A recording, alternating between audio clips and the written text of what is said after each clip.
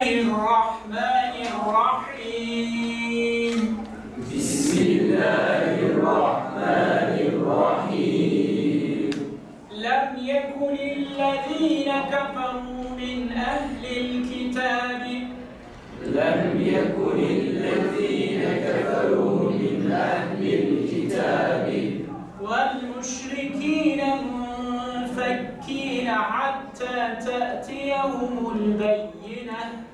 وَالْمُشْرِكِينَ مُنْفَكِّينَ حَتَّى تَأْتِيَهُمُ الْبَيِّنَةُ رَسُولٌ مِّنَ اللَّهِ يَتْلُو صُحُفًا مُطَهَّرَةً رَسُولٌ مِّنَ اللَّهِ يَتْلُو صُحُفًا مُطَهَّرَةً.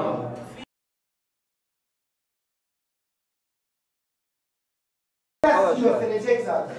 Hepinizi gösterecek. Arkadaşlar, bugünkü dersimizin konusu meddi muttasıl. Meddi muttasılın tarifi, harf-i medden sonra sebep med olarak hemze gelir ve ikisi bir kelimede bulunursa meddi muttasıl olur. Meddi muttasılın hükmü vaciptir. Yani bu meddi en az 2 el çekmek gerekir, zorunludur.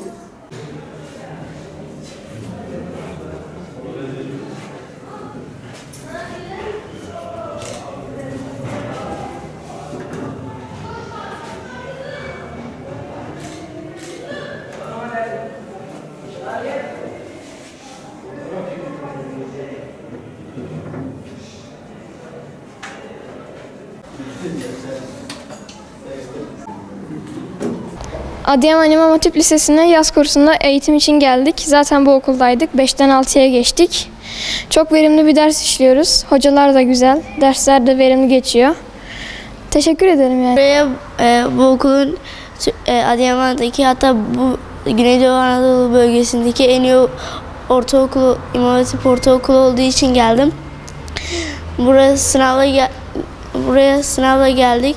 Çok başarılıyız ve bu başarıyı devam ettirmek için bu okuldayız.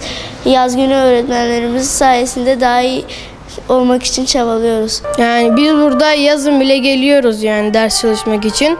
5'ten 6'ya geçtik ama yani derece yapmak için yazları bile geliyoruz buralara. Kur'an-ı Kerim görüyoruz. Ondan sonra akademik ders olarak da devam ediyoruz.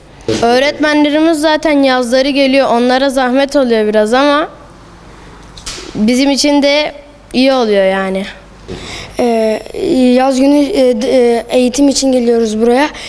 Öğretmenlerimiz de bizim için geliyor. Bizim iyi yerlere gelmemiz için bize gelip eğitim veriyorlar. Bize eğitim veren tüm öğretmenlerimize teşekkür etmek istiyorum. Evet, arkadaşlarıma tavsiye ediyorum bu okula gelmelerini. Eğer iyi yerlerde olmak istiyorlarsa bu okulda olmalarını tavsiye ederim.